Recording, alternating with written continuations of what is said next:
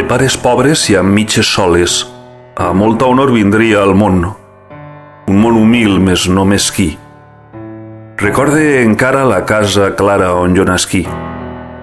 Precari el pis tenia cuina, amb una pica de pedra vella i una finestra. Després hi havia la galeria i aquella parra que tant m'agrada sempre evocar.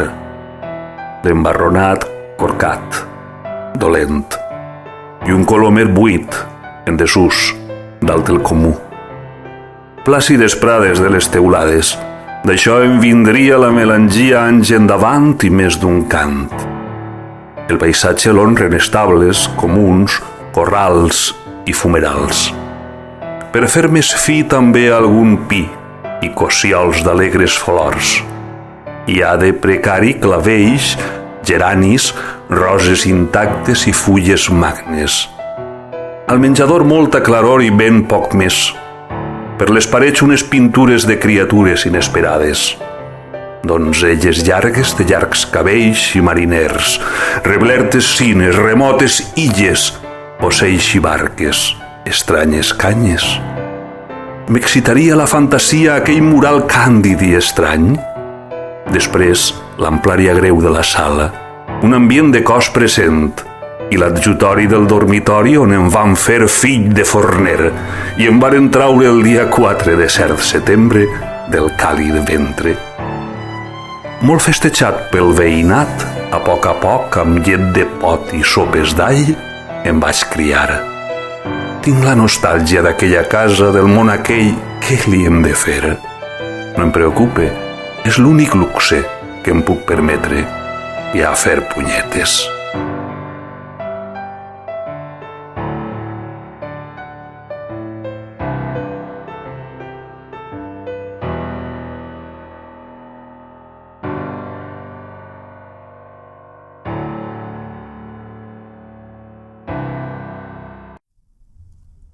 En la ciutat hi ha una plaça, i en la plaça un arbre vell. En l'arbre hi ha la tristesa de saber que és el darrer. Abans n'hi havia molts altres.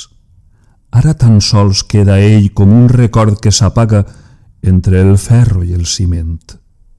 Diuen que volen tallar-lo, que molesta, que el seu verd trenca l'estètica pura dels edificis que té voltant-lo. Voltors altíssims a punt de menjar-se el cel. Que al lloc que ocupa podrien aparcar 20 cotxes més, que és la casa on s'arreceren centenars de bruts ocells que ningú recordaria si no fos perquè viu ell. En la ciutat, algú conta, hi havia fa molt de temps un arbre gran i molt trist que se sabia el darrer, i plorava fulles grogues en la tardor, i a l'hivern es despullava i cantava estranyes cançons al vent. Quan venia primavera, despertava les arrels, oblidava un poc la pena i obria el somriure verd, que en estiu era rialla que et feia sentir-te bé quan, fugint del sol, entraves en el cercle tou i fresc del seu regne, que assetjaven cotxes, finques, fum, diners. Quan el tallaren, plovia. Jo no he vist ploure mai més. Pense que ha arribat l'hora del teu cant a València. Temies el moment. Confessa-t'ho. Temies. Temies el moment del teu cant a València. La volies cantar sense solemnitat, sense mediterrani, sense grecs ni llatins, sense picapedrers i sense obra de moro. La volies cantar d'una manera humil, amb castedat, diríem. Veies el cant, creixia. Lentament el miraves créixer com un crepuscle. Arribava la nit, no escrivies el cant. Més avant, altre dia, pot ser quan m'haja mort, pot ser en el moment de la resurrecció de la car, tot pot ser, més avant si de cas. I el tema de València tornava, se n'anava entre les teues coses, entre les teues síl·labes. Aquells moments d'amor i aquells moments de pena, tota la teua vida, sinó tota la vida allò que tu saps de fonamental en ella, anava per València, pels carrers de València. Modestament diries el nom d'algun carrer, Pelayo, Gil i Morte. Amb quina intensitat els dius, els anomenes, els escrius, un poc més i ja tindries tota València. Per a tu València és molt poc més, tan íntima i calenta, tan crescuda i dolguda i estimada també.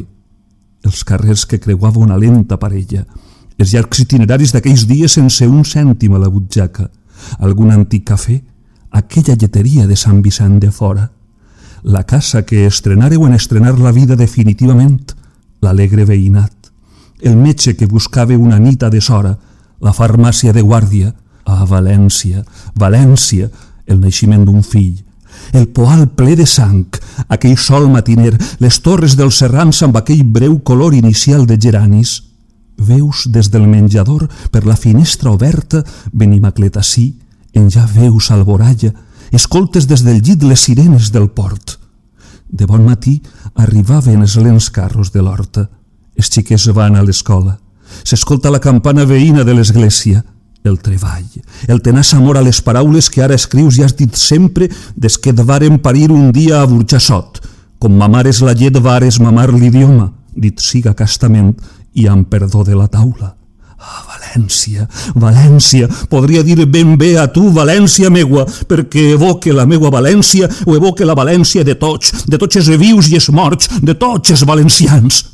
Deixa-ho anar, no et poses solemne, deixa l'èmfasi. L'èmfasi ens ha perdut freqüentment els indígenes. Més avant escriuràs el teu cant a València.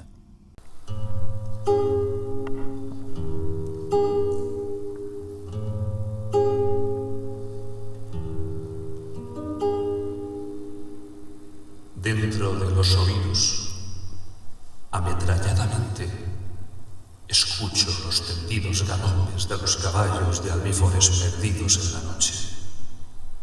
Levantan polvo y viento al galopear el suelo sus patas encendidas, al herir el aire sus crines despeinadas, al tender como sábana sus alientos de fuego.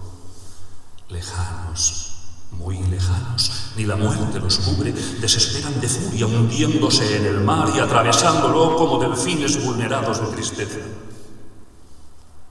Van manchados de espuma, con sudores de sal enamorada, ganando las distancias y llegan a otra playa y al punto ya la dejan, luego de revolcarse gimientes, después de desnudarse de espumas y vestirse con arena. De pronto se detienen. Otra pasión los cerca. El paso es sosegado y no obstante inquieto, los ojos coruscantes, previniendo emboscadas. El líquido sudor que los cubría se ha vuelto de repente escarcha gélida. Arpegian sus cascos al frenar el suelo que a su pie se desintegra. Es que ahora han encontrado de siempre sí, esperándoles las yeguas que los miran. Ya no existe más furia ni lama que el amor, la dicha de la sangre, las burbujas amorosas que resoplan al tiempo que montan a las hembras. Y es entonces el trepidar de pífanos, el ruido de cornamusas, el musical estrépito que anuncia de la muerte la llegada. Todos callan. Los dientes se golpean quedándose soldados. Oscurece. La muerte los empaña, ellos se entregan y súbito, como en una caracola fenecida, en los oídos se escucha un desplomarse patas rabiosas, una nube de polvo levantado por crines, un cataclismo de huesos que la noche se encarga de enviar hacia el olvido.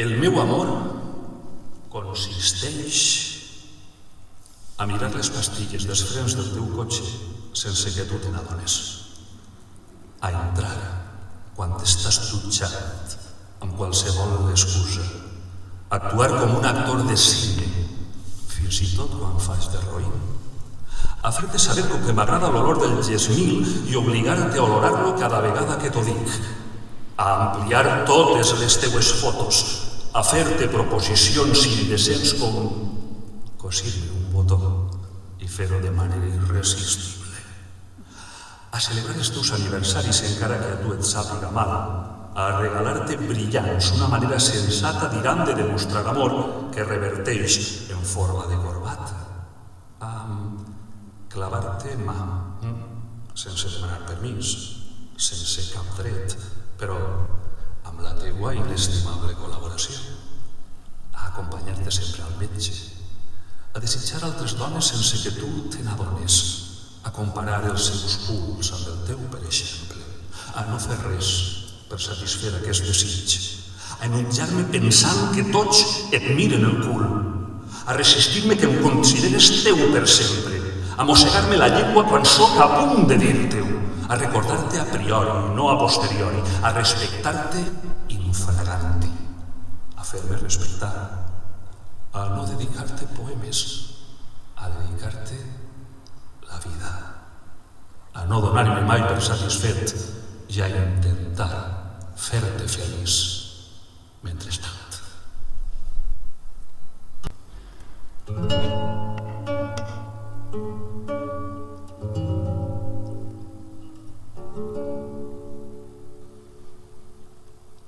Tota la vida t'he estranyat en l'engronsadora i en els fanals de meló de tots els estius que no visqueres, en el balat tendral de la mare i en el foc de pixar-se al llit. No em conegueres la bicicleta de 3 rodes, ni els pirris, ni els àngels. Però jo trencava estàtues africanes i ratllava parets de color rosa mentre t'inventava uns ulls i una carn i castells de colors a les fosques. N'éreu 3 com una trinitat humana i bella. N'éreu 3 vèrtexs humils d'un triangle tendre, una família amb mires i llar, la dona àngel, la xiqueta dels teus ulls i tu. Compartíeu la pluja, el pa, el fred i els dies amb una alegria pobra, cal dir sana. N'éreu 3, fins l'1 de gener del 36, una ràfega de punx amarà els horts de guerra i ploraren els cànters al canterer de caça. Fou una matinada de lluna de llum fosca. Plogueren ferides sobre reguerols i aixades i d'ençà el plany vestit de negre tota la història. No fou just, perquè és que ara estaries ací, destriant músiques d'herba per als davantals dels teus àngels i collint fruits d'arena per als ventres de mar. Mai no pescares marbres ni zebres en els somnis, per una xiqueta d'ulls d'argent t'ha imaginat soldat de totes les èpoques en la pantalla, dels seus dies de fam i heroi en tecnicolor. T'ha pensat en secret com en la vita bella. Mai no mor la veritat en el cinema, ni s'acaben els prínceps que van en bicicleta.